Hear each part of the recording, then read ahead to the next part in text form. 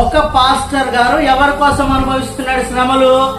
సంఘము కోసము. అది సేవకుడు అంటే. యేసు ప్రభు ఆల్రెడీ సంఘము కోసము తన ప్రాణం పెట్టి రక్తం చిందించాడు. మొన్న ఇద్దరు వాళ్ళే మళ్ళా అట్టికాయలు పెట్టిరు. ఒకడేమో గుండు అంటాడు, అన్ని కొరికించుకుంటే బాగుండు.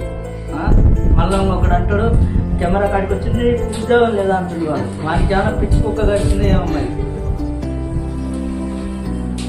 వివాహం కావాల టచ్, పిల్లలు కావాల టచ్ అంటుంది. ఎంత అన్యాయం చెప్పండి. ఇన్ని మోసాలు, అబద్ధాలు, దగ. ఎవడన్నా మీ నెత్తి మీద చేసి టచ్కి ఇచ్చంటే ఈ ఊర్లో ఈ ప్రాంతాల్లో కూడా మన దగ్గర కూడా రాని కాదు. అర్థమైందా?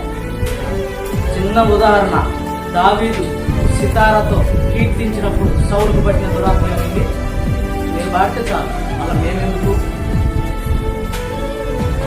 అర్థమైందా? అంటే అప్పుడు మనలో ఏం లేదు, భక్తి లేదు. అందుకోసం మనం సేవకుడు దగ్గరికి వస్తాం. మనకాన్ని ఉంటే సేవకుడు అవసరం లే. నీకు దేవుడికి సంబంధం.